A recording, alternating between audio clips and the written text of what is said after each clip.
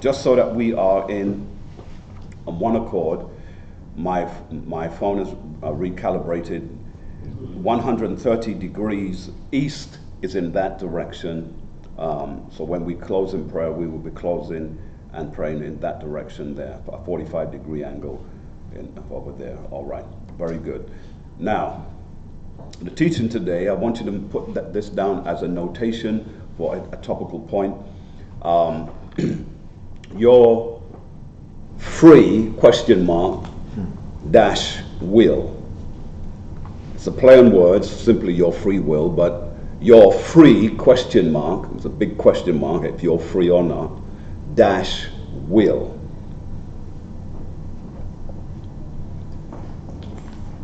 If you'll be so kind, before we begin, if you could find this quotation. It's a quotation by Johann Wolfgang von Goethe. I'll spell it for you. Johann, J-O-N-A-N-N. Johann Wolfgang, as it is, Wolf, then gang. Von, V-O-N, Goethe, or Goethe, G-O-E-T-H-E. All right. This particular man, he penned a saying. See if you could find the saying if you can, but I'll read it out. It says this: none are more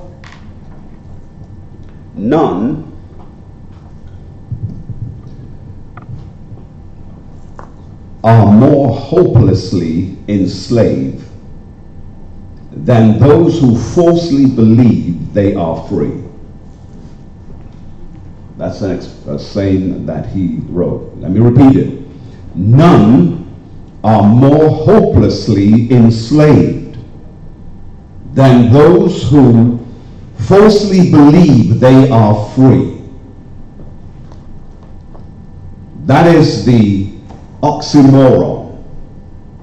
That's the question that we have to look at. The teaching today is prompted to me from a statement that Kanye West made some weeks ago.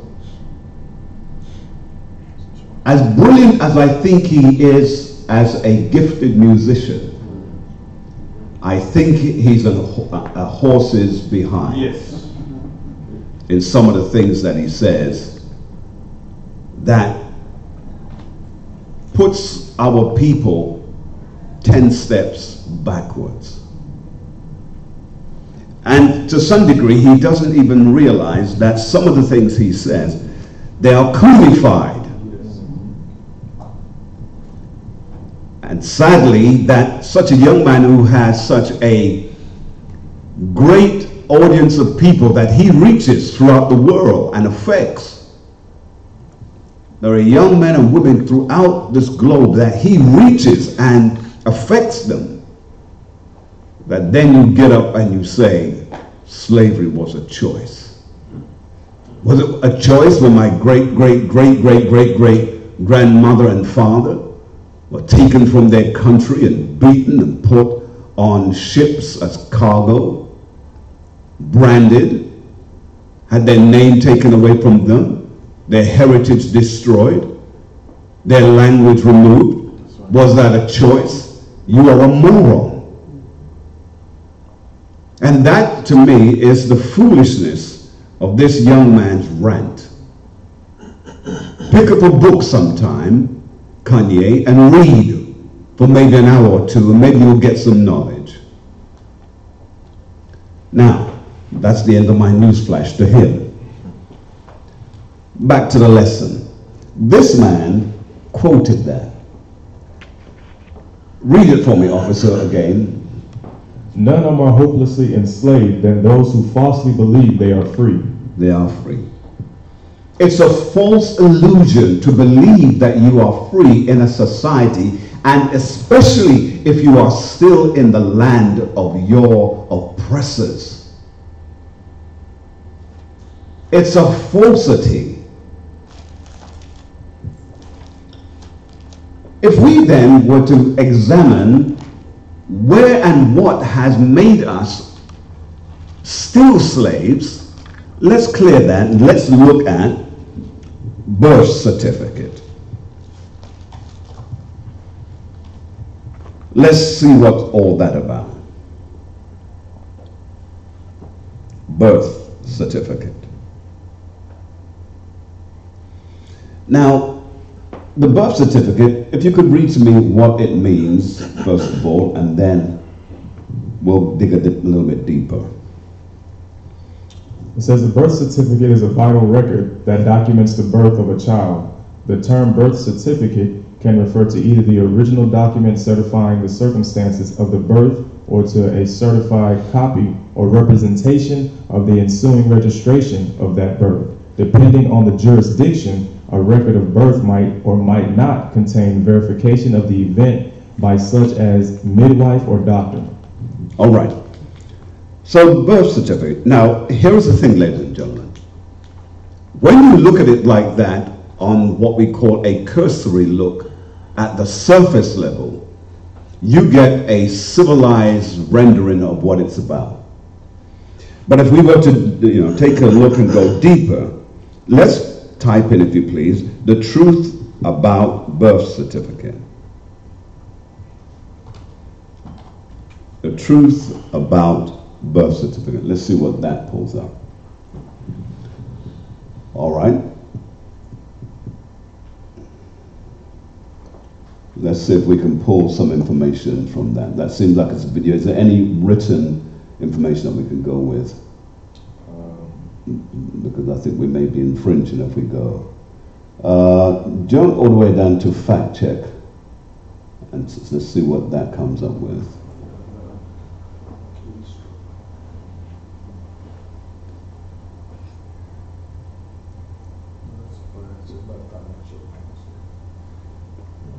All right, let's read that and then let's see if that takes us anywhere, and if not, we'll dig deeper. It says, can U.S. birth certificates unlock hidden strawman financial accounts? Read it again a bit slower, please. Go ahead. Can U.S. birth certificates unlock hidden strawman financial accounts? A spacious theory that the U.S. has turned citizens into collateral was developed by a convicted forger with ties to white nationalists. Isn't that something? Read that one more time, sir. I don't want us to fly over our heads. That's powerful. A specious theory that the U.S. has turned citizens into collateral was developed by a convicted forger with ties to white nationalists. Is there any more that we can pull on that? I mean, this is just the explanation down. All right. Let's come out of that then, and let's see if we can go elsewhere. Is there anything? The truth about birth, that's a video, right? Yes. Here's something. No, where'd you go? We got some of the history of birth certificates is shorter than you might think. It's given a history. Well, what does it say? What's the title? We'll find it. The title is The History of Birth Certificates is Shorter Than You Might Think. Okay, just one moment. Okay. The history of birth certificates is shorter than you might think. We can make it something like that.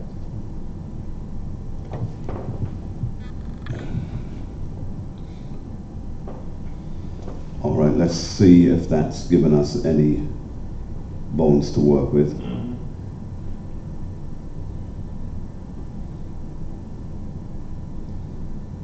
So I'm gonna read this. Yeah, go ahead and read it, and if it's not matching up with, then we'll go back to the video. Where's your birth certificate? It's likely stashed in a filing cabinet along the other important documents or tucked in a safety deposit box, a testament to the significance of what might otherwise be mistaken for a simple piece of paper. But people didn't always need birth certificates, Right. or even a record of their own birth, and the history of birth certificates is much shorter than you might think.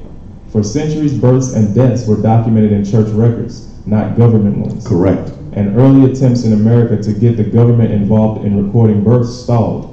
In 1632, Virginia's General Assembly passed a law that required all ministers to keep track of christenings, marriages, and burials, but the practice died almost immediately because it was so foreign to church officials. Massachusetts passed a 1639 law requiring towns to do the same thing, but records remained patchy and inaccurate. Part of the reason was the messy process of childbirth itself. Women birthed children at home or in friends' houses, and many did not survive infancy or childhood. If a child did not live to be baptized, was enslaved, or moved from place to place, its birth might not be recorded at all, or its memory might live on only in a family Bible or its mother's memory. All right. Let's go back. We're going to go into the video, the truth. We'll play it, but we won't show it, because we can play it so long as we don't show it on this, all right? But before you go to that, let me just explain a couple of very brief things. The birth certificate scenario goes back even further, because it was Rome who set this up, and the Church of England also became masters of it, because their whole objectivity was to ensure that they could have control over all of the people who were born. That was the first thing they wanted to know. Now, the reason why the government got involved in all of this is because what the government wanted to do, they wanted to know how they could at some given point begin to plot for the future as to how they could build armies. They also wanted to find out as well who were born of certain gentries, because the secrets of those, because much of the gentry, the high gentry, would come down to the lowers, the people who were in the lower state, and they would have children with them. But then the same children were registered with the churches, and that's how those children came back later on and were able to claim rights from their fathers who were of the higher ups, the gentry. That's how all that came about. Now, let's play this and then we'll go from there. Let's go ahead. Our job is to sell socks, not make videos. That's why we love wood.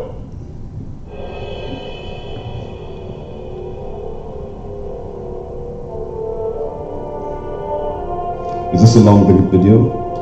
The government. Okay, good. It loves you and wants to keep you safe and well. It even wants to make paying taxes, fines, and court costs easier for you. How? Well, you need to meet your straw man. He was born the same day you were. He looks like you, has the same name, and lives in your house, but you never knew he existed. You will even pay his parking tickets or taxes. The worst part? He's been dead from day one. From every birth certificate, a legal personality, or legal fiction, is created with the same name to confuse little old you into thinking it's you. So, there is a human you and a paper you, or as it's commonly known, a straw man. So when it seems like government officials, court clerks, or the police are speaking English, they aren't. They're speaking legalese, designed to make you agree to verbal and written contracts without even knowing about it, all sprung from Black's Law Dictionary. For example, when the police say, "Do you understand?" you'll say, "Yes." What they are really saying is, "Do you stand under our authority?" Oops-a-daisy, you just created a verbal contract with them. Oh, you clever government.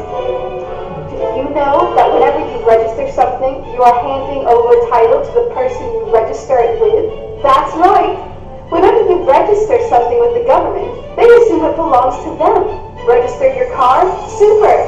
Now you are the registered keeper of your vehicle, and the government can crush it when you don't pay your straw man's taxes. Expecting a new bundle of joy?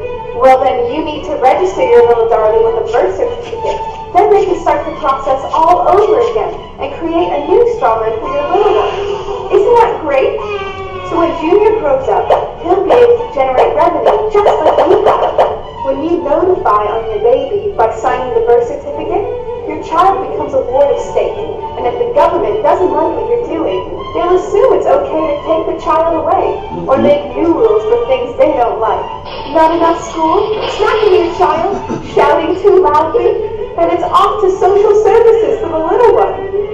When you get a bill, it's sent to you but belongs to your straw man, not you. That's why bills, fines, and summons start with Mr., Mrs., or Ms. Sometimes you'll see your surname in capitals, just like on a gravestone. That's because your straw man is dead and just a silly piece of paper, created before you could comprehend or even consent to it. When you go to court, you represent your straw man, so you, the human, take on any costs, fees, taxes, and fines involved for the straw man. The human you doesn't even need to pay them, but you made a contract with the court by appearing on behalf of your legal personality or straw man, just like the government knew you would. Confused? Well, don't worry. The government doesn't want you to know anyway. If you knew, you'd stop paying things like council tax and parking tickets. Because when you go to court, you are representing your straw man. You are you, alive and made of flesh and blood. Your straw man, or legal personality, is a piece of paper created from your birth certificate. And you think it's you. What a silly Billy. This is a certified true copy of my live statement of birth. You can get this by applying for it at the Registrar General. They'll give it to you. And it's very interesting because this is where it all began. This is the foundation document.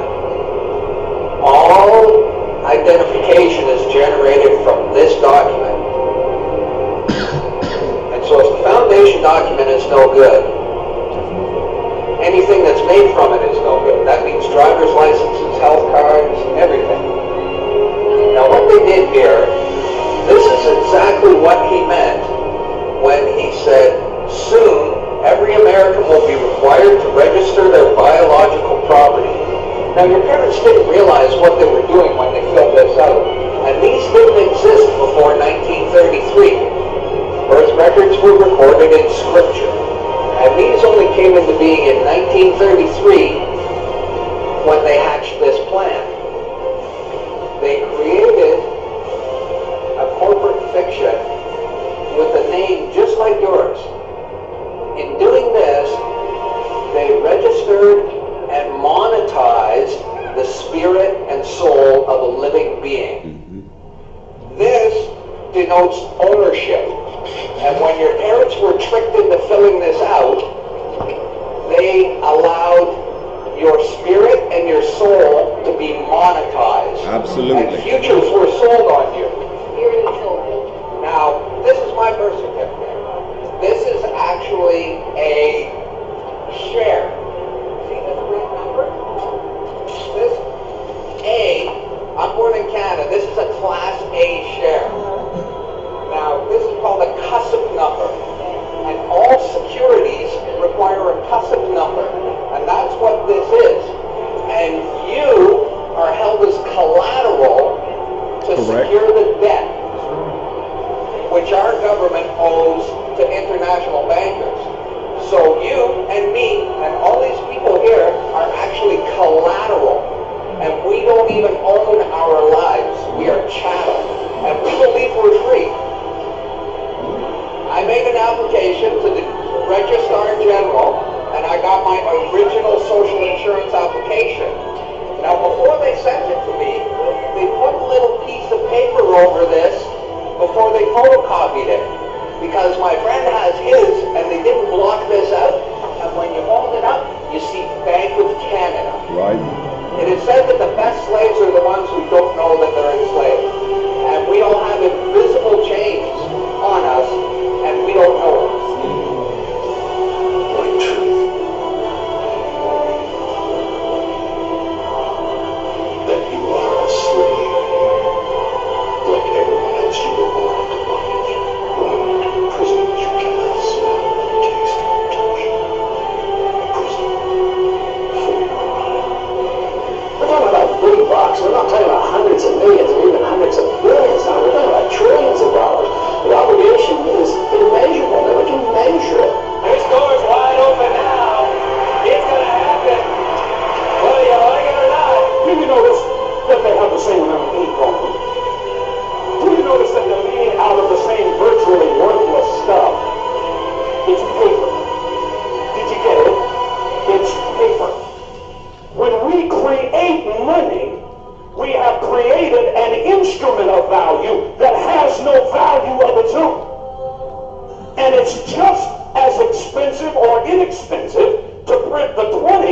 it is to break the law. And in January of 1913 and December of 1913, he signed the Federal Reserve Act, bringing the Federal Reserve System into place in America, and did what Thomas Jefferson said must never happen. He took the control of the money away from the people by taking it away from the Congress and gave it to a group of private individuals who have to pay taxes. All right. Now, just to now fill in some of the blanks. Every single person that is born on the planet, they are stock.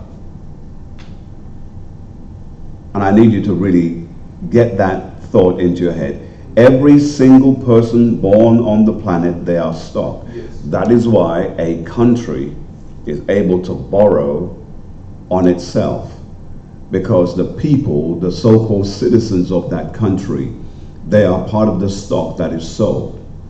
Every single one of us that were born, you were assigned a certain amount of monetary value to you that helps to make up the economy of that country.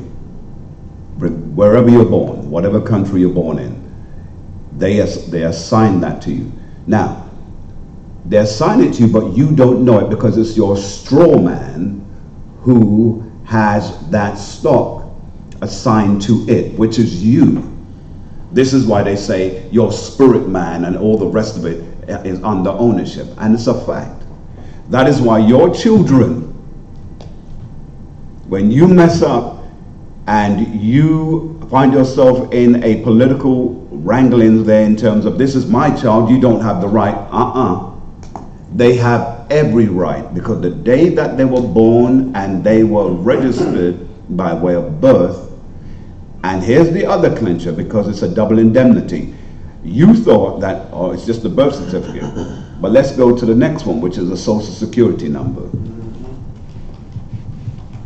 What is the social security number?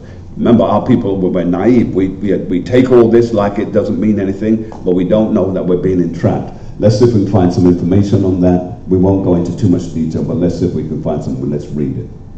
It just says social security number in the format of 3 zeros, 2 zeros, and 4 zeros, unique for each individual, used to track social security benefits and other identification purposes. Right, so the social security number. Now, what they have then done, they've used that to back up the birth certificate, because every child that is born has a, there it is. Go ahead, question. So does that explain why people who are not born in this country, they want to limit it now because, you know, them coming in, because they can't use them as commodity? And when children are born here, like say perinates, people who are not indigenous to this country but come here and they have children, then they become citizens because they're born here. They become citizens because of their birth here. One of the things that this country does, it tries, when somebody says, I want to be a part of this country, they've tried it with me, they want me to waive my rights so that I can evoke that and take on the American citizenship. By doing that, that means then they have the right to make claims on me too. Now, some people have what they call dual domicile. So they can have this country and that country. That means two countries are feeding on you at the same time. Again, this is all part of the crooked plan to pull money out of you and to make you part of their system. The third area, I'm sorry, go ahead. Who keeps those records between the two countries? Each country keeps the record, but before, the countries weren't talking to each other.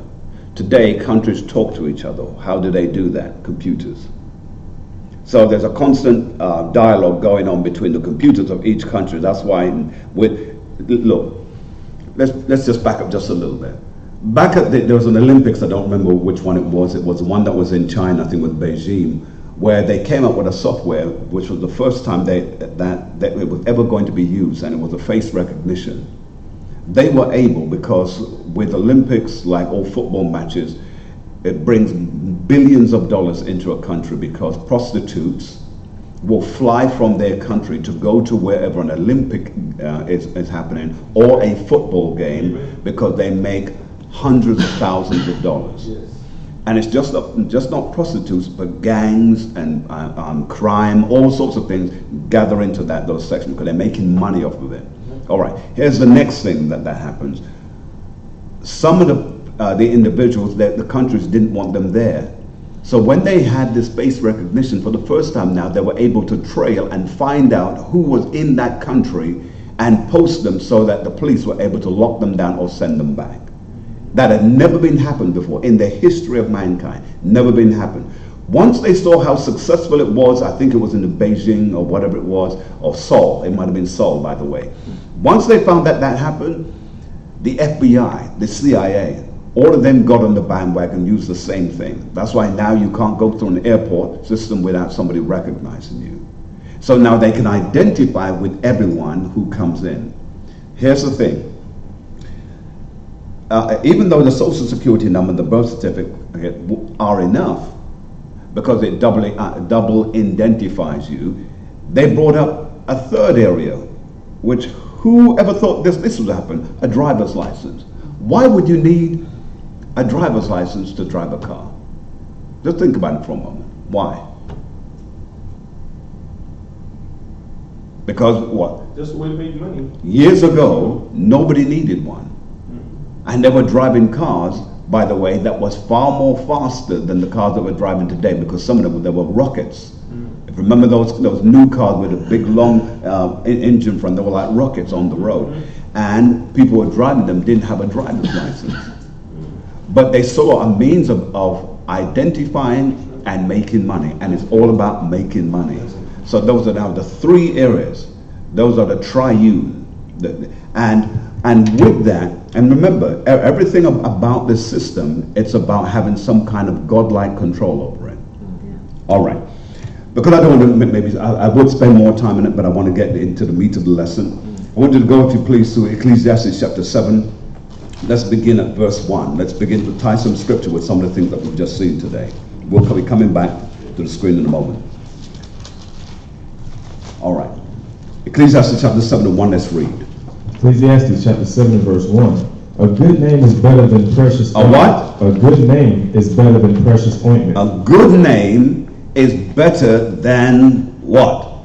Precious ointment. Precious ointment. Go ahead. And the day of death than the day of one's birth. See? The day of death better than one's birth. Why? Because the moment you are born, you become product. Whichever country you are in, you become product. You're no longer a free person. Globally, you are a slave to the country that you're in. Still stay there. Let's go from there to verse 18. Ecclesiastes chapter 7 and verse 18. It is good that thou shouldest take hold of this. Yea, also from this withdraw not thine hand, for he that feareth God shall come forth of them all. Read it one more time. It is good that thou shouldest take hold of this. Yea. Take hold of this what? This knowledge, this understanding. Read. Also from this withdraw not thine hand, for he that feareth God shall come forth of them all. Shall come forth from them all. All right. Now from here, we have to be aware that there is a law that exists also on the sea. It's called maritime law. That is why when the slaves were held captive at their ports, one of the things that they did as quickly as they could was to get the slave from the port on the ship and get the ship out into the water. Because when you do that and you're under maritime law, there is no country that can come and govern you once you're on the sea. You become a law unto yourself at the sea. And then if you're at sea long enough, there are certain inalienable rights that that captain has on that ship over the cargo that he has, that the countries can't dictate anything to him. And then, go to please quickly, once it hits my head, Deuteronomy 28 and 68. Let's just go there. And let's just read that. Now once you have it, let's just read.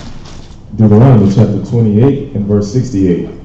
And the Most High shall bring thee into Egypt again with ships. With what? With ships. With ships. Now you see, This is the will of the Most High. He planned all this.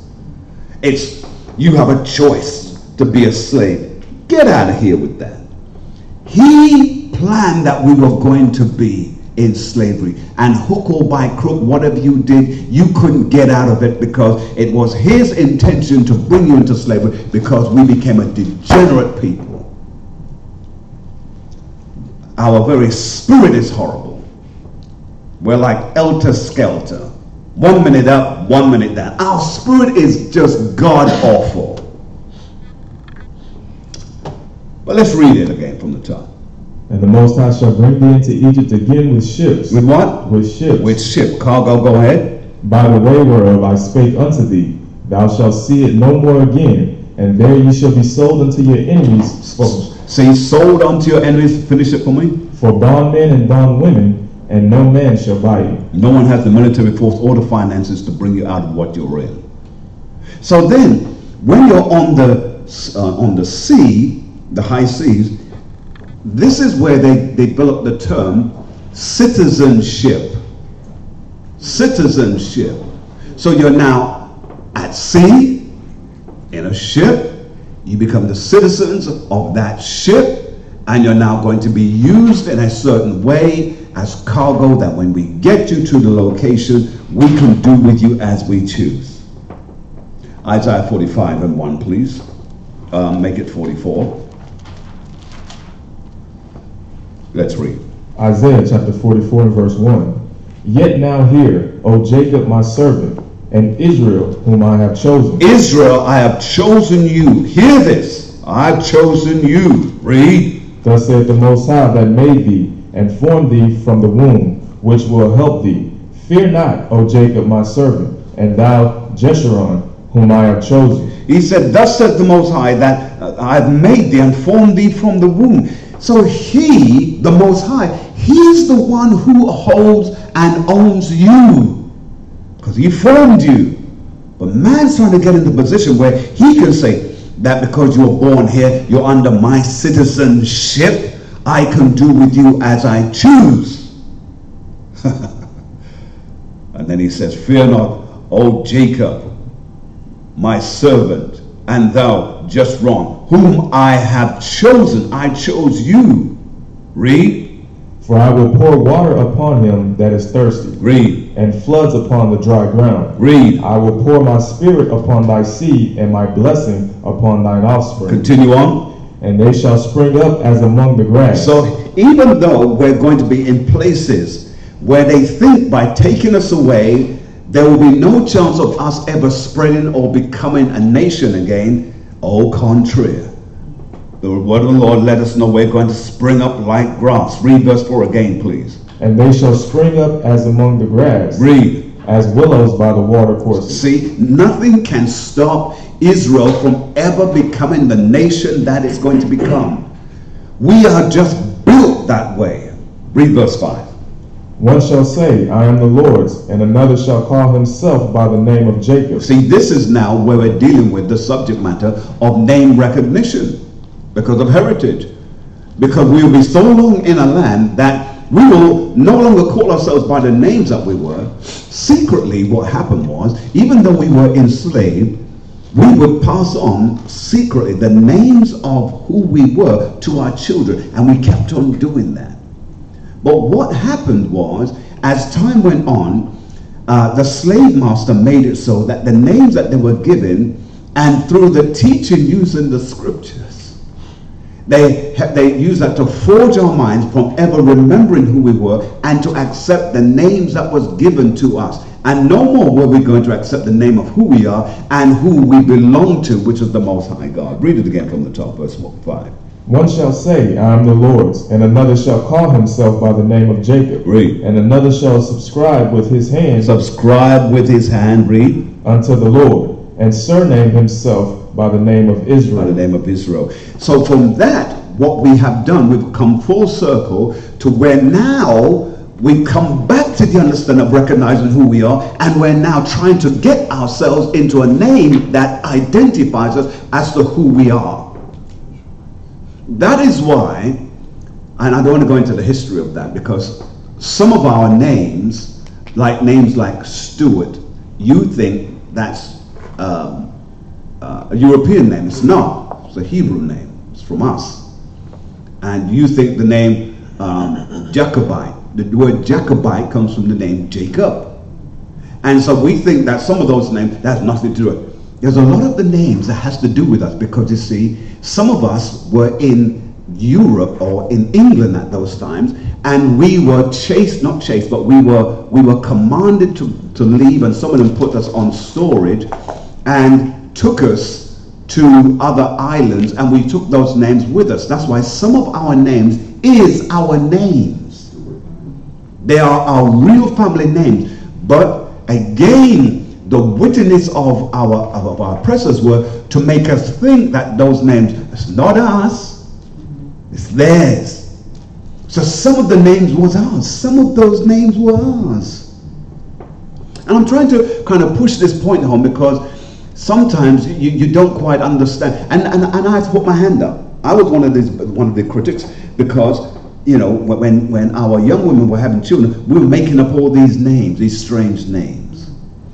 It was in our spirit to create the names, but sadly we took it too far. Because we've been calling our daughters fallopian tubes. I mean, silly things. We just went too far.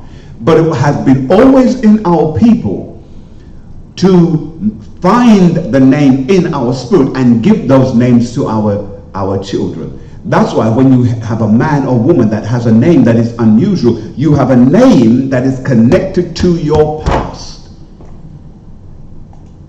People think the name John, that's a real European name. Garbage.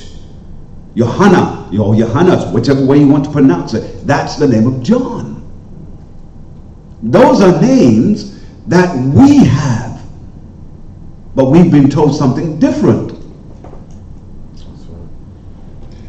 Because of time, let's quickly go, if you please, to Baruch, chapter 3 and verse 18. Chapter 3, verse 1.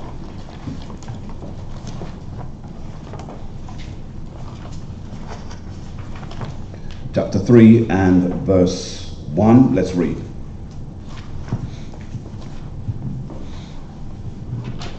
Baruch chapter 3 and verse 1. O Lord Almighty, God of Israel, the soul in anguish, the troubled spirit crieth unto thee. Crieth unto thee. Read it one more time, please.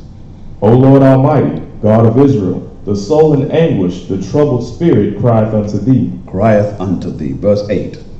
Verse 8. Behold, we are yet this day in our captivity. We are what? Yet this day in our captivity. Read.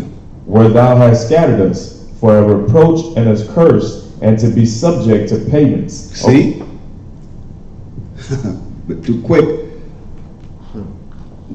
We are yet this day in our captivity. We still are.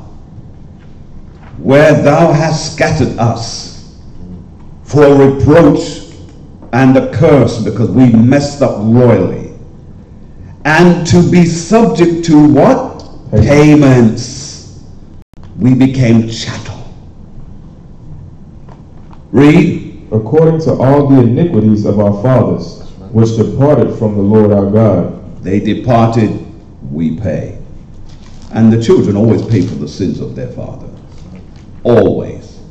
Let's go to Luke 22:26. Please. Luke 22. And we're going to begin at verse 6. Let's read. Luke chapter 22 and verse 6. And he promised and sought opportunity to betray him unto them in the absence of the multitude. Read. Then came the day of unleavened bread, when the Passover must be killed. And he sent Peter and John, saying, Go and prepare us the Passover, that we may eat. And they said unto him, Where wilt thou that we prepare? And he said unto them, Behold, when ye are entered into the city, there shall a man meet you, bearing a pitcher of water. Follow him into the house where he entereth in. And ye shall say unto the good man of the house, The master saith unto thee. Who? The master saith unto thee, Where is the guest chamber, where I shall eat the Passover with my disciples. With who? With my disciples. All right. So he's preparing for what? What is this significant of? The day that the house show. Yeah. What is it significant of? The death of the rising. Don't guess. What is it significant of? I heard somebody say it, so please say it. Passover. Read. Passover. Passover. In verse 7, it makes it very clear. Passover. All right? We'll touch this now, but we're going to come back to it. Jump to verse 26, please. Verse 26. But ye shall not be so, but he that is greatest among you, let him be as the younger, and he that is chief, as he that doth serve. For whether is greater, he that sitteth at meat, or he that serveth, is not he that sitteth at meat, but I am among you as he that serveth. Ye are they which have continued with me in my temptations. In what? In my temptations. In my temptation. Read 27 again, please. For whether is greater, he that sitteth at meat, or he that serveth. He that sitteth at meat, or he that serveth. So we have to find out, is it the one who's sitting or is it the one who's serving? Right. One of the things we have to be very clear, and I hope we get this, get with the idea of serving. Serving is not something that you just put on a show so that other people see that you're serving, and then at other times you're not doing anything. It must be a lifestyle of servitude. Read on to the next verse. Is not he that sitteth at meat, but I am among you as he that serveth. Ye are they which have continued with me in my temptations. These are us who continue with him and have not relented in what we're out there to do. All right, now I want to come back here in a moment, but let's go to Isaiah 47 and 3. Because what we have to understand, those who are with him, he will identify with. Because when he returns, he's not going to be as a man to those that he has left. He's coming back completely different. Isaiah 47 and 3, let's read. Isaiah chapter 47 and verse 3. Thy nakedness shall be uncovered, yea, thy shame shall be seen. I will take vengeance, and I will not meet thee as a man. So he's letting everyone know from the get that when I return, I'm coming back for my people, coming back for those who labored with me, those who supped with me at Passover, those who were close to me, who are my children. I'm coming back for them. Read the verse again, please, if you don't mind. Thy nakedness shall be uncovered, yea, thy shame shall be seen. You're going to be made naked. In other words, you're not going to be in the glory that you're now in. Go ahead. I will take vengeance, and I will not meet thee as a man. So I'm going to take vengeance. And you need to get this thought in your head. And someone sent me an email and said, you sound very much like that. You're on a vindictive thing and all this business. And I had to email the person back, and I didn't even bother to. I just emailed back a number of scriptures where the Lord is talking about vengeance. I said, now I'm following him. What do you say about that? Like the brother last night said, I've never seen so much hateful pictures in my entire life. We didn't create the hate pictures, you moron. Exactly. We are the product of it. I'm showing you how what you did to us, but you don't want to see that. And it's funny how they don't want to see what they've done. But let us do something.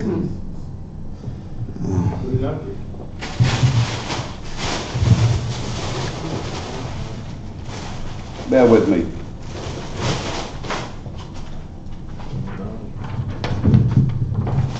This is the type of thing that we go through every day. How could you see something like this and be at ease with it? You see, this is a policeman looking like a soldier, about to stomp and crush the head of a man on a rock, and that man happens to be one of our people. You tell me that I've got to feel okay about all of this? These are the images that they see, and they don't like it because it makes them feel guilty. Well, I really couldn't care less if you feel uncomfortable with it. I'm showing you where we are. Welcome to our world. That's why the Most High says, I will not meet thee as a man. I'm coming back for vengeance.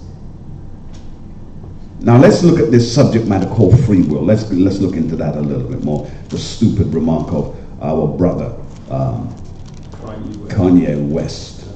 Go to Deuteronomy 28, please. And let's begin at verse 15. Let's dissect this a little bit. Let's read. Deuteronomy chapter 28 and verse 15. But it shall come to pass, if thou wilt not hearken unto the voice of the Most High thy God, to observe to do all his commandments and his statutes which I command thee this day, that all these curses shall come upon thee and overtake thee. Now, watch this. He says, if you won't do all of these commandments, then he says that all his commandments and statutes, if you don't do them all, he said, all these curses are going to come upon thee and they're going to overtake you.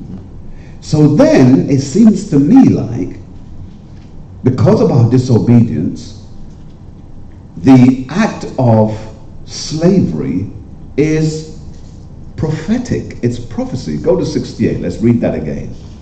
Deuteronomy chapter 28 and verse 68. And the Most High shall bring thee into... See, it says, and the Most High shall bring thee where? Into Egypt again. Egypt again. But how is he going to do it this time? With ships. With ships. Now, I only want to read up to that point, because that sounds to me like prophecy. And if it's prophecy, do you have anything to do with stopping that? No, of course you don't. Because it's been prophesied. And he said that nothing that leaves his mouth can come back to him void. So it has to accomplish that which he has already said it to do. So this is prophecy. We couldn't stop this from happening, no matter if we did 100 backflips and killed so many lambs. It doesn't make any difference. He had already made up his mind what he was going to do with us because of our indolence. Let's go, if you please. Let's go to Romans chapter 8 and 20. Romans 8 and verse 20. When you have it, let's just read. Romans chapter 8 and verse 20. For the creature was made subject to vanity. So you see, so he's letting us into a secret here. This is Paul now breaking it down for us. And as he breaks it down, he says this: for the creature meaning those that were created. That's simply what that means. People get bent out of shape about that word. For the creature, those that were created, was made subject to vanity. Please, sir, put the word subject on the board. Let's take a look at that word. Let's get an understanding.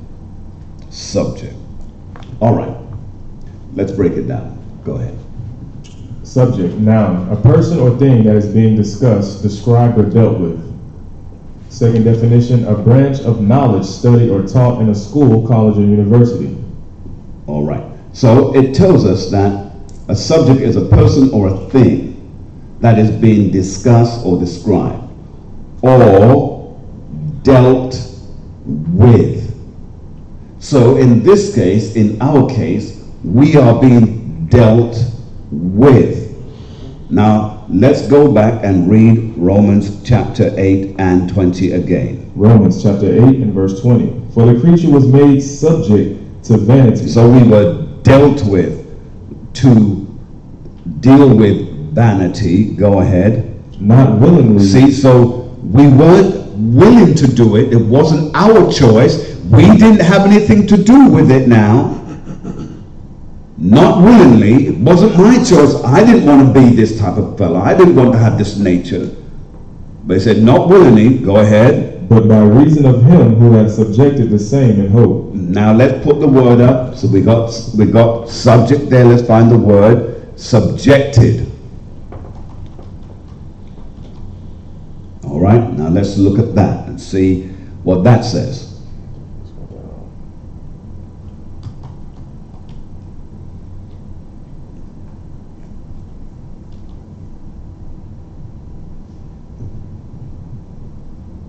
Subject. It just goes back to subject. Cause or force to undergo.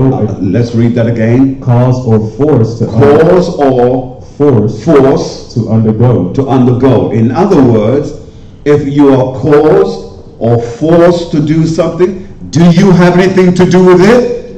No, you don't. So this is a cause or force to undergo. Read. A particular experience or form of treatment. It can't be any clearer than that. So now let's get back to the word now. Read it from the top again, please. For the creature was made subject to vanity, not willingly, but by reason of him who has subjected. Subjected, go ahead. The same in hope. The same in hope. You had nothing to do with it. Oh dear.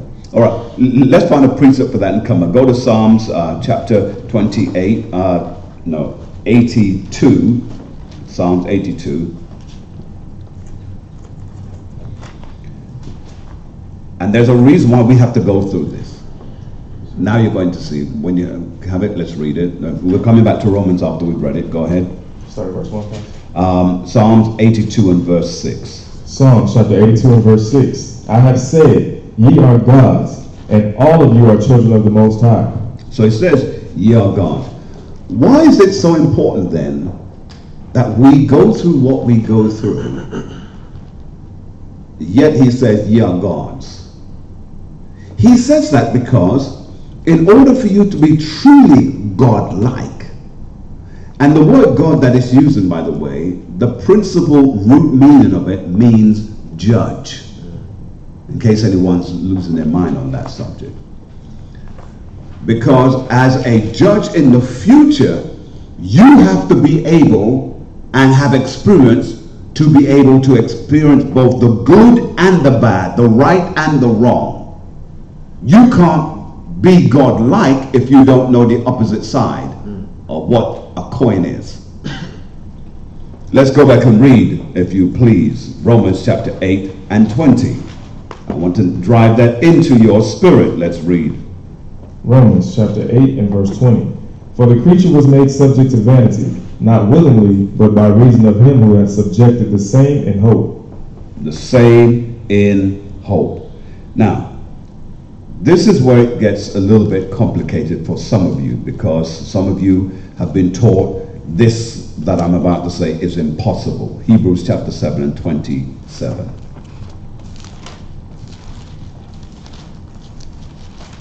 This throws everybody's theology completely out of the window.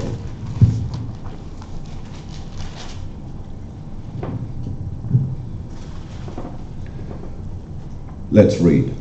Hebrews chapter 7 and verse 27. Slow it down just a little bit for me. Who needeth not daily, as those high priests, to offer up sacrifice, first for his own sins, and then for the people's? For this he did once, when he offered up himself. See that? Now, who can explain that? I've explained it before, but please, who can explain that? It's really self-explanatory, but the reason why it challenges you is because your mind is telling you that's impossible. That's impossible, but please, see if you can find something, please.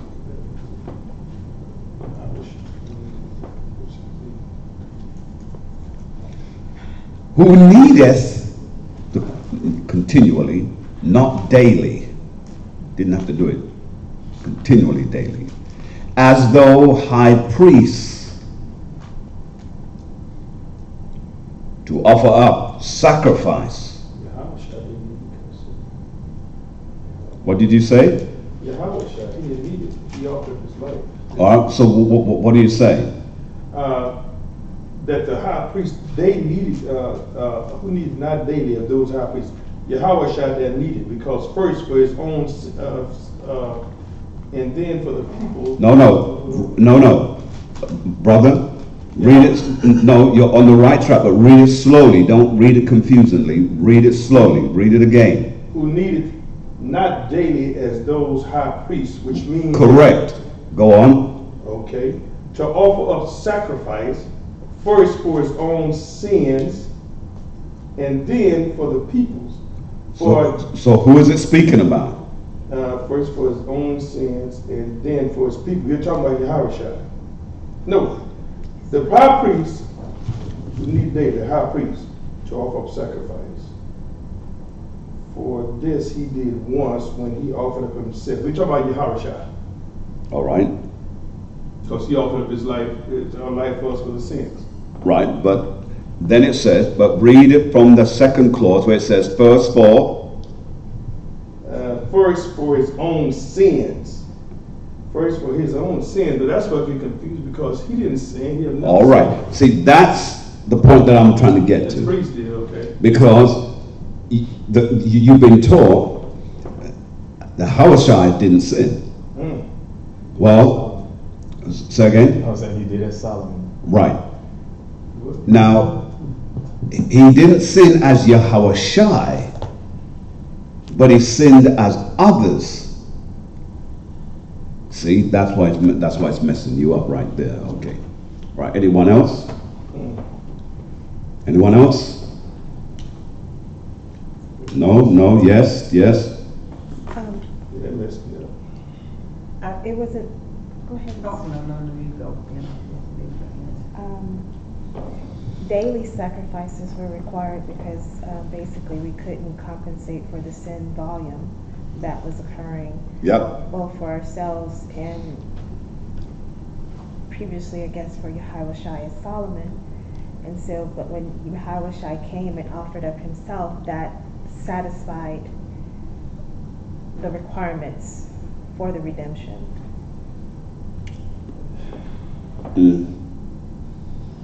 You're on the right track. You just sort of stated the right. And you've said the right things, by the way. All right. Convince me. Come on. Let's get some of the brothers involved in this. Come on. What are we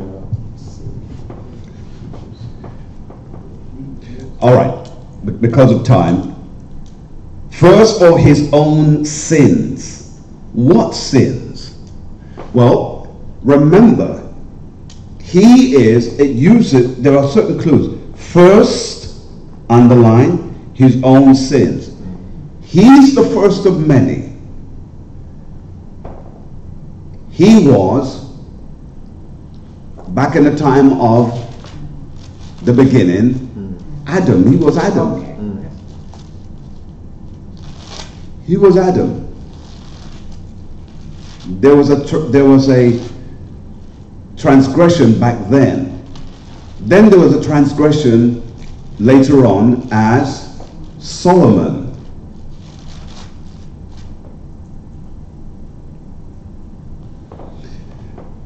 And then it says, and then for the peoples. So he had to get his past sorted out. Then the peoples. For this he did once when he offered up himself. Are you understanding this, ladies and gentlemen? That's a toughie for many of our people to really swallow. But he has come back a number of times. Let's go to 1 Corinthians 15. 1 Corinthians chapter 15, let's read verse 45. 1 Corinthians chapter 15 and verse 45. And so it is written, the first man Adam was notice the key word. What was the common denominator in the last scripture you read? The word first. Here is the common denominator within this verse. The first man. And so it is written, the first man, Adam, was made a living soul. Continue to read, please. The last Adam was made a quickening spirit. A quickening spirit. Jump back to verse 22, same book, same chapter, to get an even clearer clarification. Read for me. For as in Adam all die, Read. even so in our Mashiach shall all be made alive. Be made alive. Go back and read 45 again. It should be even clearer now. And so it is written, the first man Adam was made a living soul. The last Adam was made a quickening spirit. A quickening spirit. What does the word quickening mean? To life. Alive. All right. Romans,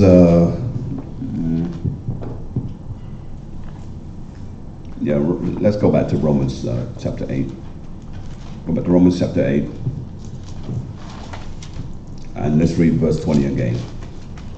Romans chapter 8 and verse 20. For the creature was made subject to vanity, not willingly, but by reason of him who has subjected the same in hope. The same in hope. We had no control over it. Read on, please. Because the creature itself also shall be delivered from the bondage of corruption into the glorious liberty of the children of Yah. So we are going to be, what does it say? Be delivered. We're going to be delivered from the bondage of corruption into the glorious, the powerful liberty of the children of Yah. Let's read 22, since we're already out there. Go ahead. For we know that the whole creation groaneth and travaileth in pain together until now. Until now. All right, let's go to Isaiah 22 and 17. Isaiah 22 and 17. Let's read. Isaiah chapter 22 and verse 17. Behold, the Most High will carry thee away with a mighty captivity. So he's made up his mind that to punish us. So slavery is inevitable to us. It says, behold, the Most High will carry thee away with a mighty captivity. You can't do nothing about it. Read on. And will surely cover thee. But even though he's going to carry us away, he will cover us in the midst of it all. Read. He will surely violently turn and toss thee like a ball into a large country. Stop. So he tells us there that he's going to make the journey turbulent. When he uses this, uses the expression of a ball, meaning he's going to make it turbulent. You're going to be tossed and thrown. You're never going to be in a state of comfort. And when you think you're in a state of comfort, he's then going to cause it to be tossed and thrown again. Because even though you think life is good, he'll make sure he puts something in there to make you realize it's not good like you think. Read on. There shalt thou die, and there the chariots of thy glory shall be the shame of thy Lord's house. So what does that mean? Anyone?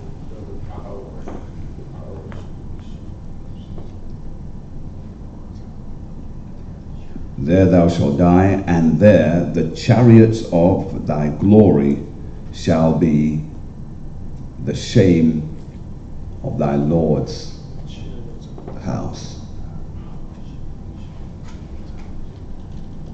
Anyone? Try not to guess, please. Try only to say what is either written there or give me a precept. That I'll take. Is this kind of like Isaiah 30, where the chariots of thy glory, meaning those, the chariots basically of Baal, the idols we start to worship, is the shame of the Lord's house? Because that's not the way we're supposed to be going. That's not the way we should be going.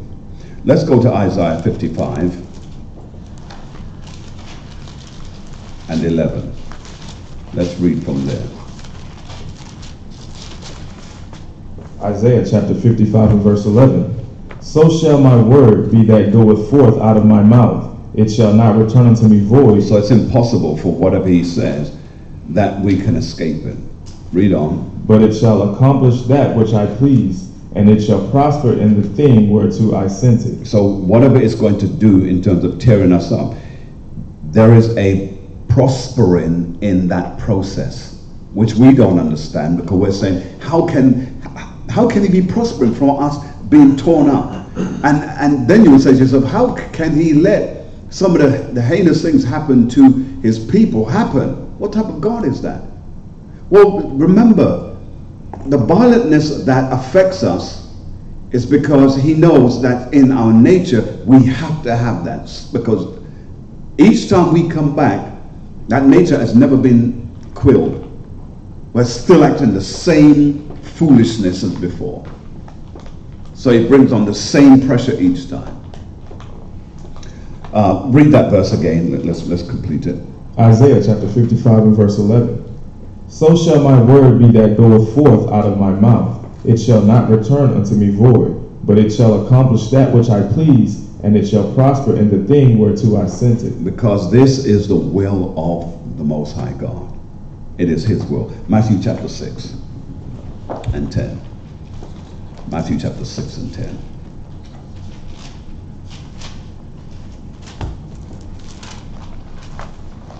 All right, let's read. Matthew chapter 6 and verse 10. Thy kingdom come, thy will be done. Stop. So you'll see. Read it again. Thy kingdom come, thy will be done. See, so it's his will. So no matter how we try to escape this, it's his will. What we just read in the book of Isaiah 55 and 11, it's his will. Thy will be done. Where? In earth. It has to be done. From there, let's go to Luke 22 and 41.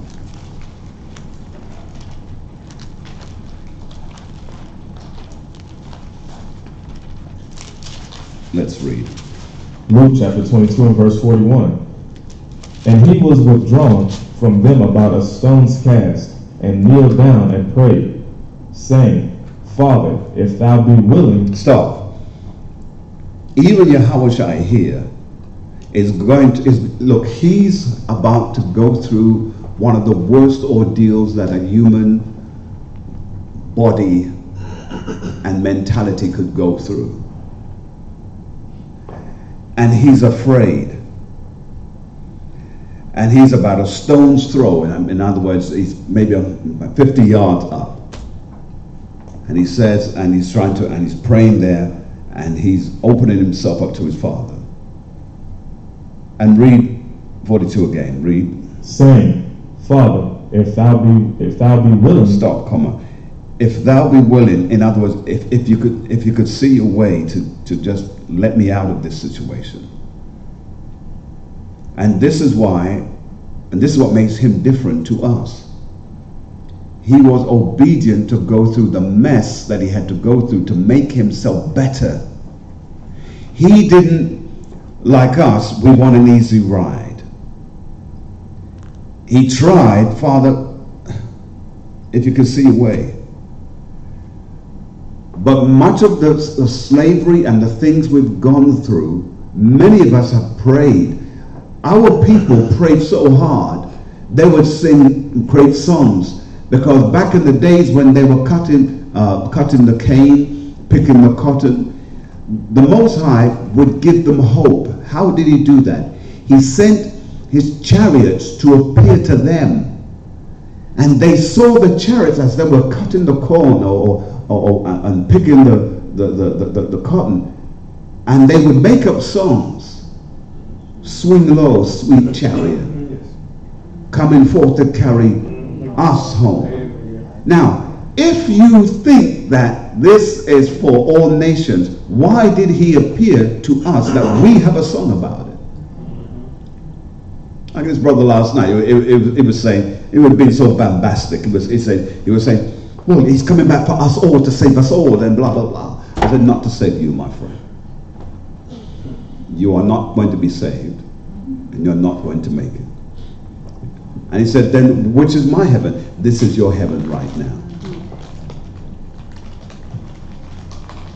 Because they all think we're all going to, no, we're not going. And then he had the nerve to say, what makes you think that you're going to get into heaven? I said, well, first of all, we're not going to heaven as you know it. We're going to the kingdom. Are you absolutely sure? I mean, if you died right now and you open up your eyes, yes.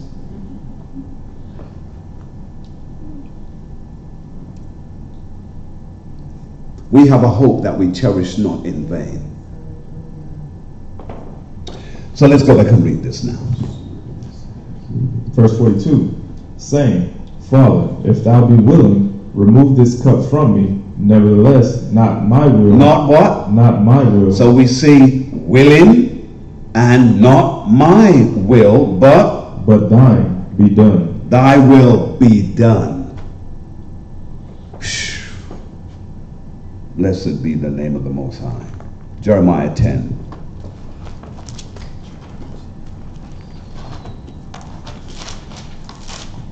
Jeremiah 10, let's begin, if you please, at verse 23. Jeremiah chapter 10 and verse 23. O Lord, I know that the way of man is not in himself. It is not in man that walketh to direct his steps.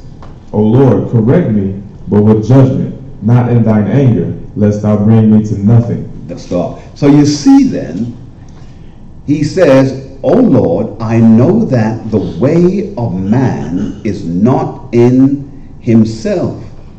It is not in man that walketh, continue to walk, to what? Direct his steps. Your steps, our steps are being directed by him. We read it in the Apocrypha where he said he will give you directions as to where you should go. And the next verse says what? Oh Lord, correct me. That's what he's doing. But with judgment. So the things that we're going through are judgment on us. And look how many centuries we've been going through this judgment.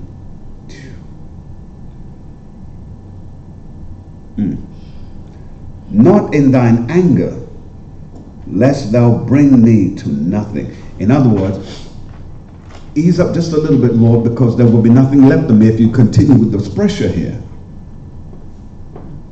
So he knows what he's doing. Proverbs 16, please. Proverbs chapter 16.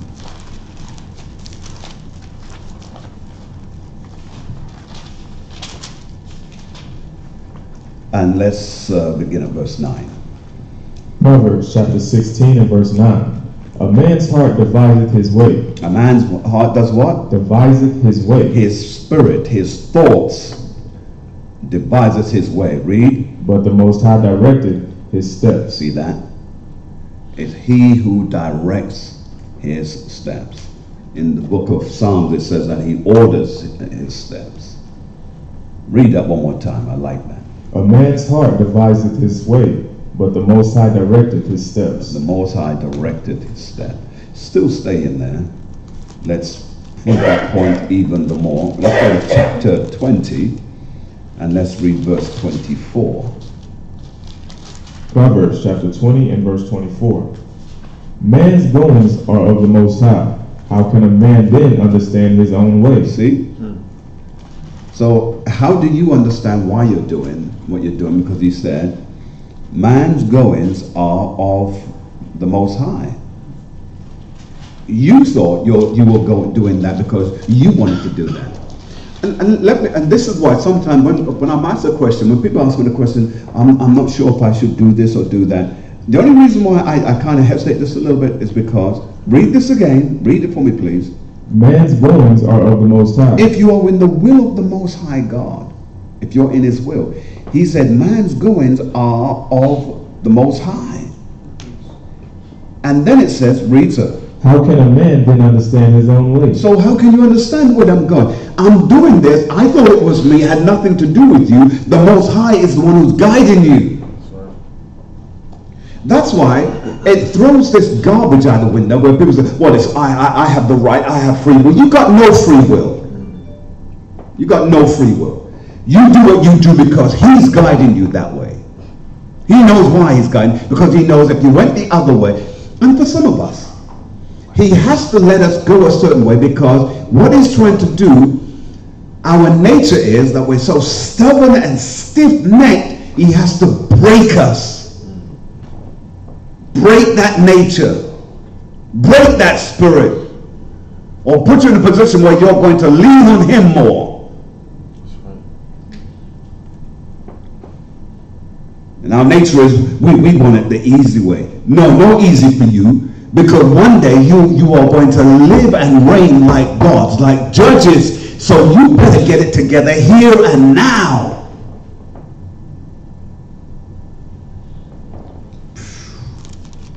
That's heavy, isn't it? Reread that one more time, because as I said, it resonates in my spirit. Proverbs chapter 20 and verse 24. Man's goings are of the Most High. How can a man then understand his own way? You can't understand. I don't know why I'm here. I don't know how I got here, but he made the way because he's older. In fact, who knows that scripture, the one in Psalms, he orders your footsteps? Anyone know that? You know it? Anyone? All right, let me go and find it. He orders my footsteps. He orders it. 119 and 33. Yeah.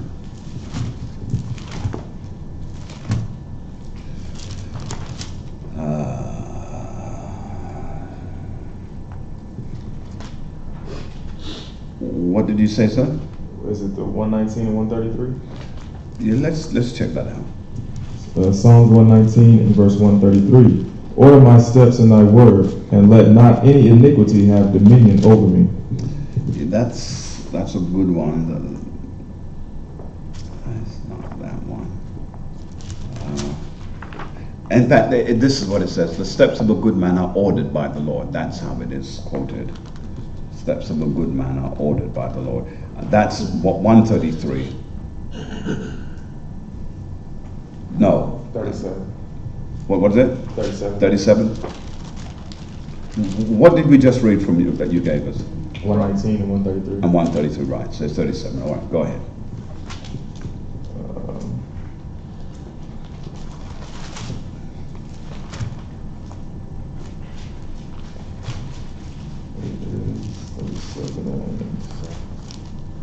Anybody? 37 and 23.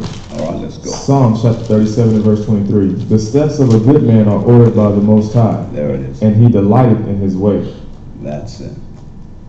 Read it one more time, then jump to 37. The steps of a good man are ordered by the Most High, and he delighteth in his way. Delighteth in his way, because they're ordered by him.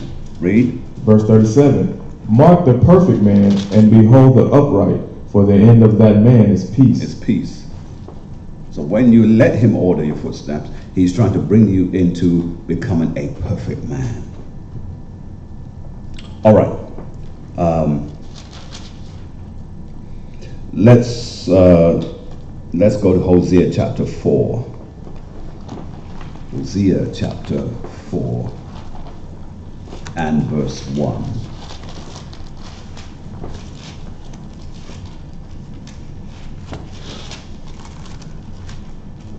And let's read.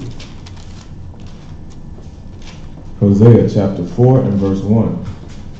Hear the word of the Most High, ye children of Israel, for the Most High hath a controversy with the inhabitants of the land. Read. Because there is no truth, nor mercy, nor knowledge of Yah in the land. In the land.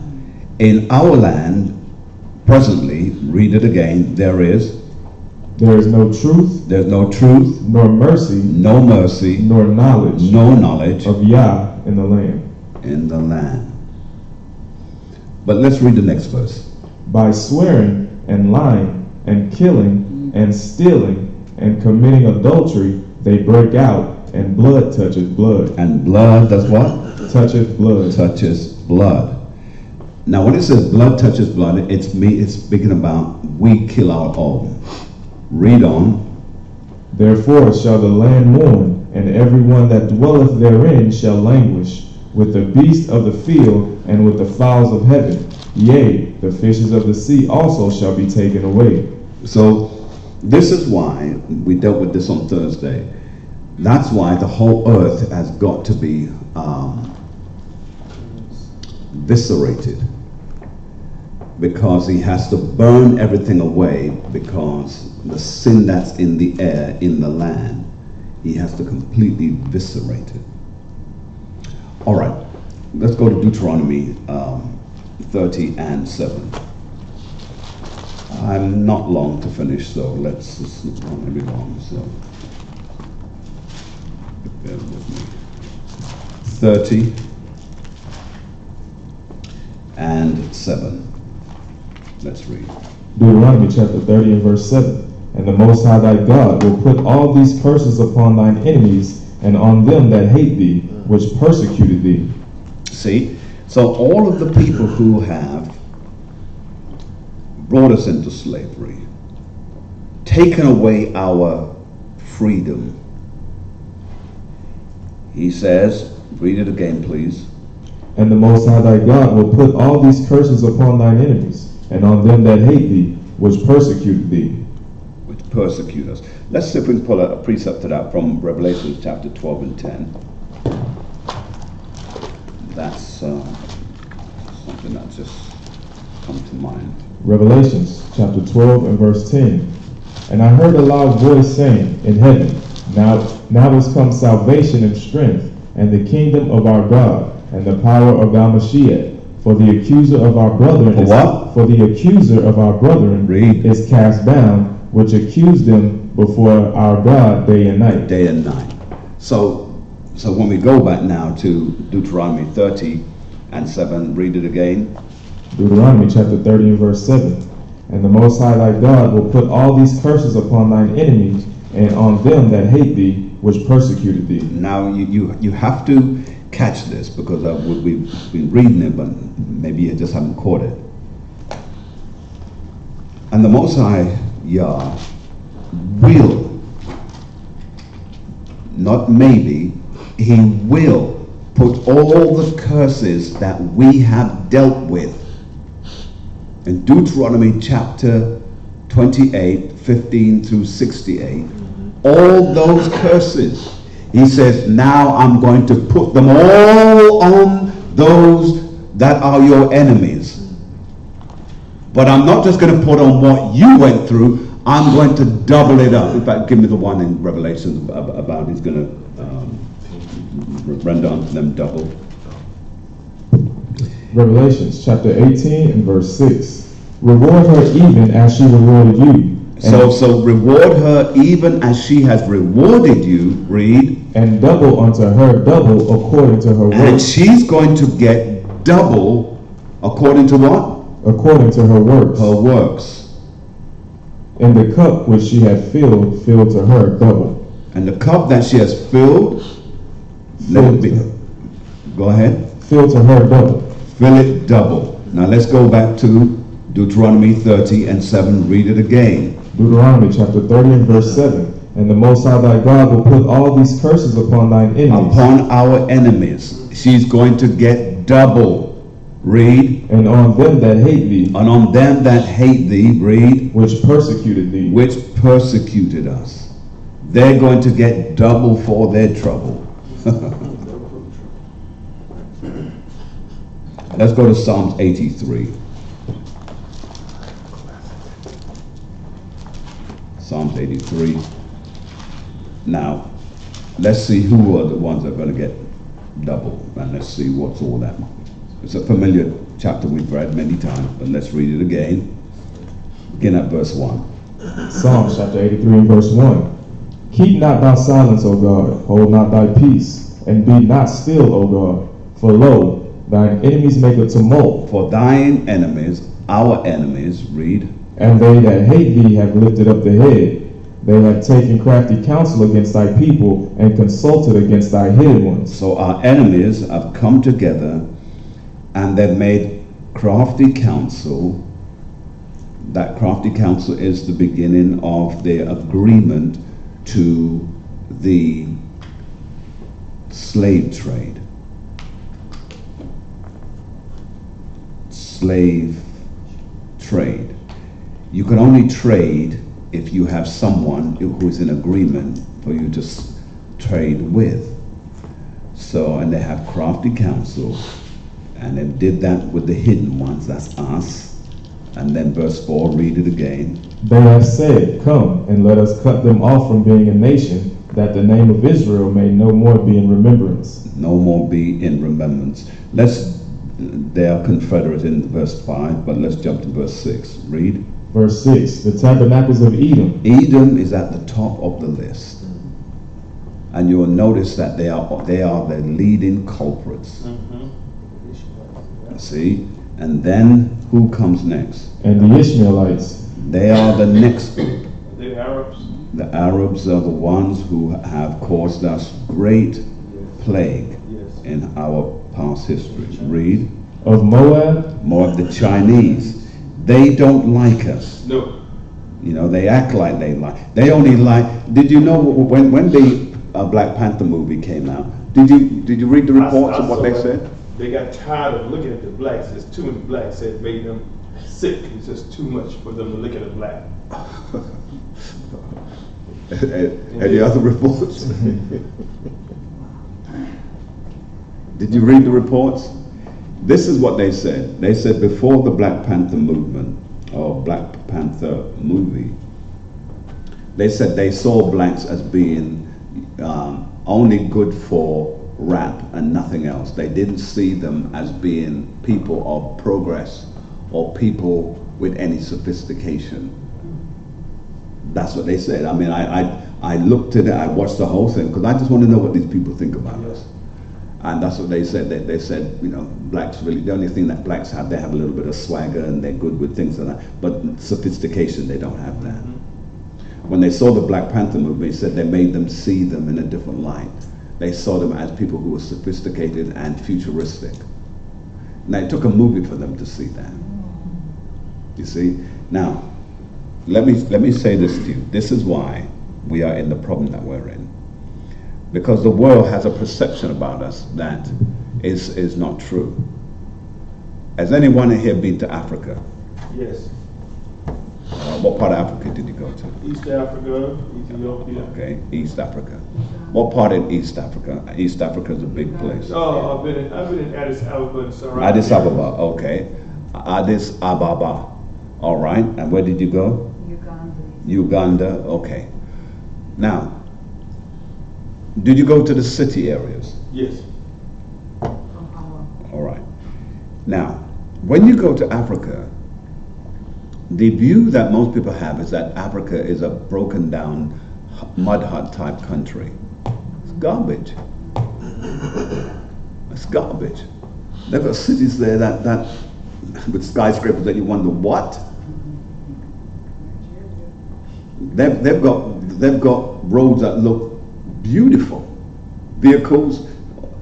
No one would ever think, well, Africa doesn't have Lamborghinis and things like that. Of course they've got Lamborghinis and Ferrari. They've got all of that. They've got sophisticated, beautifully architecturally designed buildings.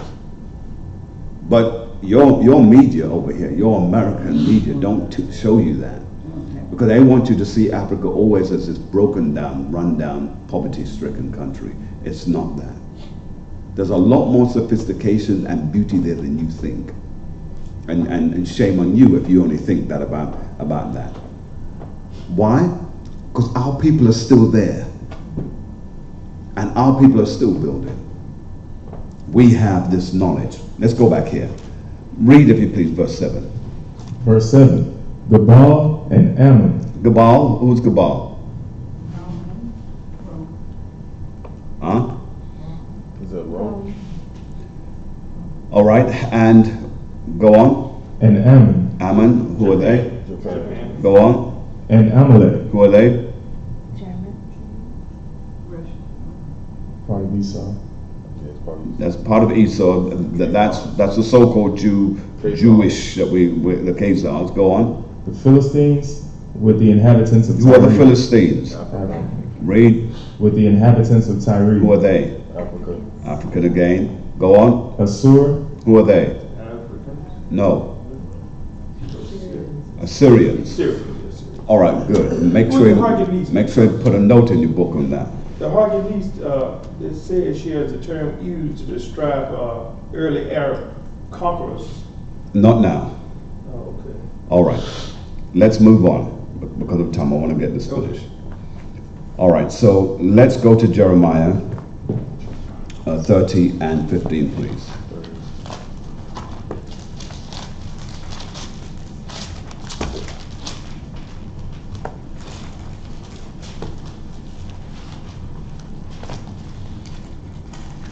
All right, let's go Jeremiah 30 and let's read verse 17. Let's start at 15. Jeremiah chapter 30 and verse 15. Why criest thou for thine affliction? Thy sorrow is incurable for the multitude of thine iniquity. Read it again. Why criest thou for thine affliction? Thy sorrow is incurable for the multitude of thine iniquity, because thy sins were increased. Read. I have done these things unto thee. See, he has done these. You need to underline that. I have done these things unto thee. Why has he done that? Because our sins increase. Right. Read on. Therefore all they that devour thee shall be devoured. Stop. So he says, therefore all those that devoured us are going to what? They're going to be devoured. Read. And all thine adversaries, every one of them, shall go into captivity, and they that spoil thee shall be a spoil, and all that prey upon thee will I give for a prey. For a prey. That ties in with Revelations 13 and 10. Right? All right, let's read 17. For I will restore health unto thee, and I will heal thee of thy wounds, saith the Most High. So he's going to restore health unto us. All of our wounds, he's going to do what? He's going to heal them. Now, our wounds, when it says, what does it mean by that? It's not talking physically.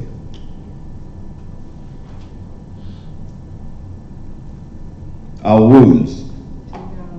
Huh? No, our wounds. We've been hurt, but yes, spirit, because we're still hurting spiritually, says the Most High. Because they what?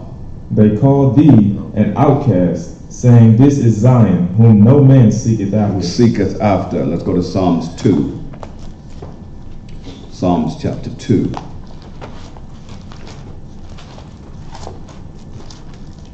Psalms chapter 2. Let's begin, if you please.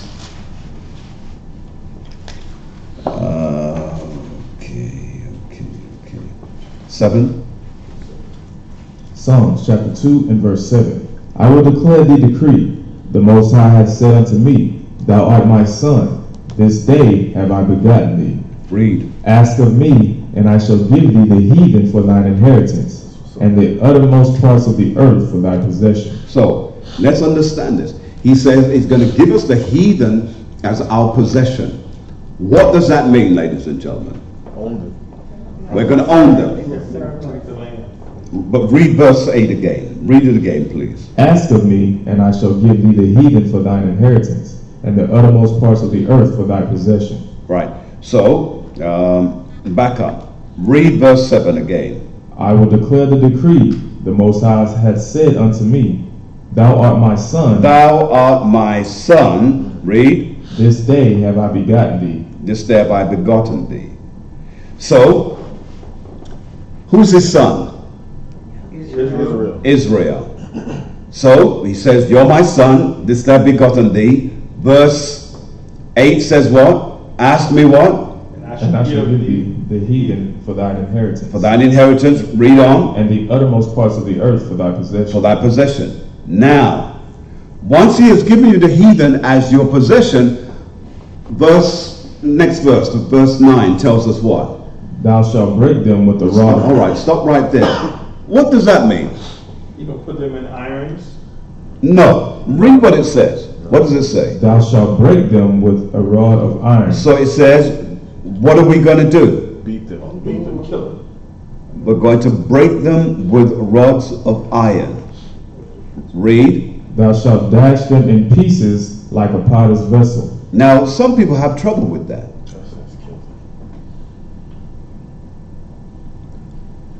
Hold that. Go to 2 Thessalonians chapter 1 and 6, please. And we'll come right back here in a moment.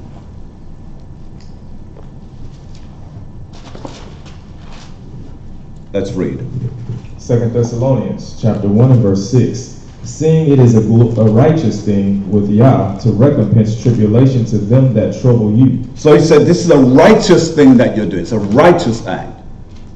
Read it one more time in case it didn't resonate with anyone. Seeing it is a righteous thing with Yah to recompense tribulation to them that trouble you. So to do to them what they did to us, it's righteousness.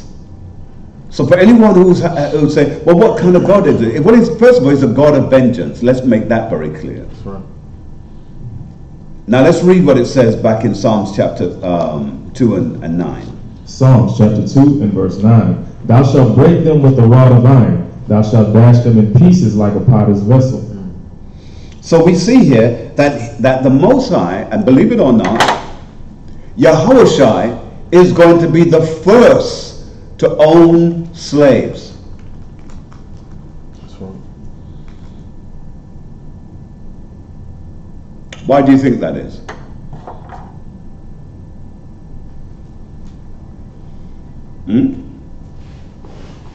He's going to be the first to own slaves. Why?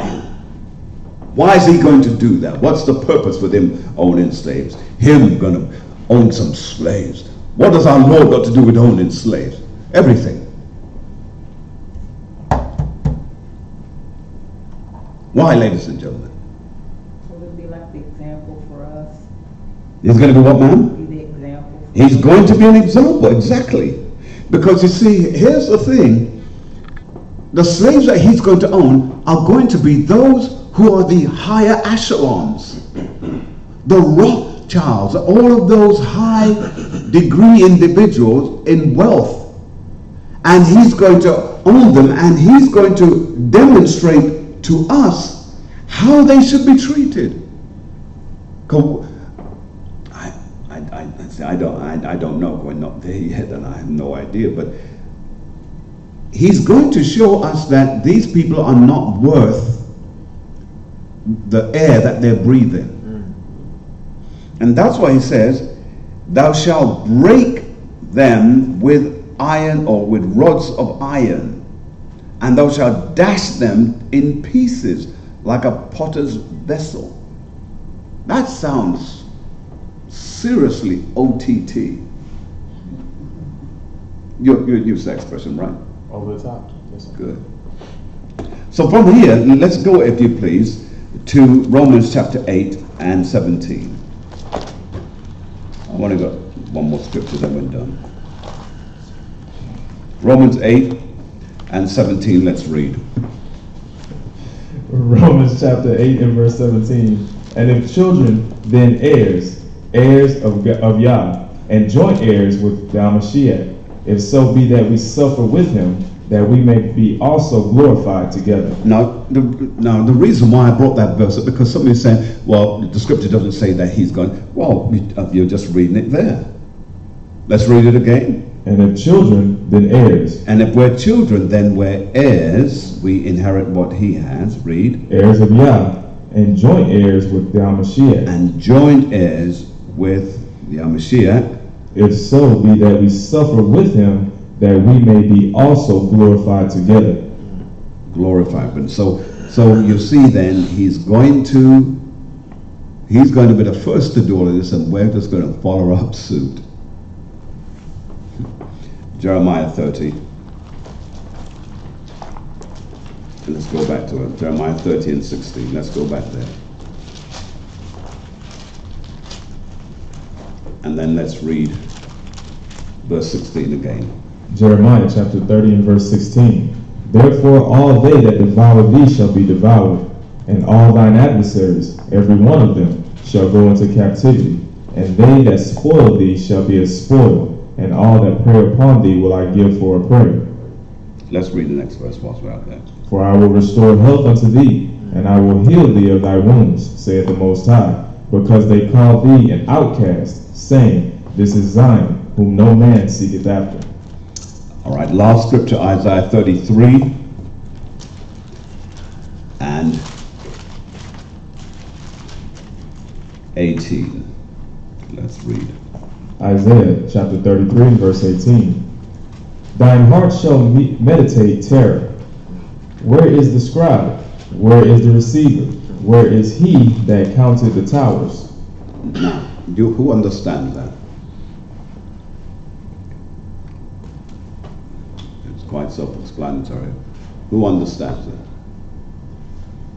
Can you explain, please? Hmm? Can you explain? Yes, ma'am. Let's read it again. Thine heart shall meditate. So therein. your heart or your thoughts are going to what? Meditate. Right? So you're going to be thinking about terror. Right? Read the next verse. Where is the scribe? In other words, get writers. So as I think of some terrible things to do, they're going to make notes of it. Go on, sir. Where is the receiver? Where's the receiver?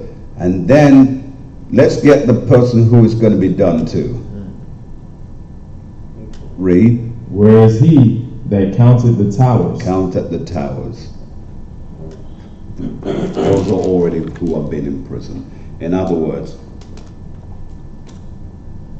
I'm thinking of ideas of how I'm going to make your life a living hell. Hey, I want you to write this down. Tomorrow, I'm going to go to that prison cell and I want to get at least half a dozen of them. And I want to bury them in the sand, and I want to get the best fire ants available. And like you took the words out of our mouth. And let's put some sweetness on it. Now you might think I'm being terrible in saying that, but so read that again, because people think that I'm making this up. I'm not. This is what it says. Read it again. But those of you who don't get it, it's because you just don't know how to divide the word. Read it, sir. Isaiah chapter 33 and verse 18. Thine heart shall meditate terror. Where is the scribe? Where is the receiver? Where is he that counted the towers? That's it. That's a biggie for you. Because see, when you read the scriptures and you never saw that, you're saying, oh, it doesn't say that. Read it. It says that. Yes, I understand it now. Yeah, I understand everything. I'm going to meditate terror. And you got to strive to write it down. And I want to write it down because this is the plan I'm going to do. And who we going to give it to? I'm going to make sure you get exactly what's coming to you. Yeah. Understand. All right. But it's only sweet if they remember. And I think you've said in the past that they might not remember. Well, the scripture says that he will bring all things to remembrance. That's the scripture that I like to lead on. But what you must bear in mind as well, the Lord will make all things clear to everyone. Because there are certain things that we've gone through that we don't even remember. And how do you affix judgment if you can't remember? How do you feel justified in doing what you're doing if he doesn't give you a sliver? I need you to remember this. Boom! And it gives you a memory of your past. So when we come back regenerated, we do not remember. But remember, right. When we come back. Say that again. When we come back regenerated, we do not remember. Let's go there. Ecclesiastes chapter 1 and 11, I think it is. The scripture says there's no remembrance as we keep coming back. There's no remembrance. But there's only, but when we come back as the regenerated, magnificent body of people, then that's a whole different thing. Go ahead and read, sir. Ecclesiastes chapter 1 and verse 11. There is no remembrance of former things. Of former things, go on. Neither shall there be any remembrance of things that are to come with those that shall come after. See, so because it's now letting you know that there's generations coming after you, so there's no reason for you to remember anything because it will be too much. He's got to lock your memory off each time you return. But in that, remember, you're not going to have the body you have now. You're going to have a supernatural body. In fact, you won't be human by Today's standard. by today's typical standards of human. You're going to be supernatural. You will be the supermen and superwomen of the future. And therefore, remember, Yahushua remembers everything. And the Bible says that we're going to be heirs, and that's why I wanted to read that scripture. It says we're going to be heirs and joint heirs, meaning we're heirs with him, and joint heirs, meaning we will be able to experience with him what is so. What he remembers, we'll be able to remember. Because then, when you pick something up to bust it over somebody's head, you're not doing it thinking, well, oh, this is a little bit unfair. In fact, you'll be doing what 1 Thessalonians just said. It will be joyous. It really will. I mean, and you'll feel no guilt. You see, I don't even need that body to feel no guilt now. I'm good now. Yahweh said, right, to take that back and do some. Can I, Lord? All right, anybody else? Hallelujah. Any other questions? Too much? Okay. All right. Thank you, Father. Well, to all of you who have logged in and watched us today, we hope that this teaching has helped to strengthen you. Your free, will. Do you really have free will? And what this is going to do is to help you to understand you're not really free and you really don't really have a will here. But the time is coming that you're going to be truly free and you're going to be able to have truly a will to do as you choose. Here ends the teaching to Yahweh Bashiam Yahweh Shai, Barakatah Yahweh. So birth certificate is a slavery bond. And before we conclude, what I would like to do is to remind many of you that our teachings that we have on Thursday, you are welcome to be a party to that. We have a conference number that you can dial in. That number is 641-715-0632. Again, that is 641-715-0632. The access code is 920054. Again, it is 920054. And the Bible study begins at 7 o'clock and concludes roughly at 8:30. So it's about an hour and a half. And you're more than welcome to log in, and if you have friends or guests that you would like to, just give them the number, tell them to log in and be a party to this teaching. They're more than welcome. For those of you that happen to be in the Sugarland area in Houston, Texas, the suburb of Houston, Texas, you're more than welcome to come along to our Sabbath meetings here at the Hilton Garden Inn Hotel on 722 Bonaventure Way, Sugarland, Texas. Again, that is 722 Bonaventure Way, Sugarland, Texas. And you're more than welcome to come along, and we look forward to seeing you if you happen to be in the Houston area. Shalom, and Yah's speed be with you until we meet again.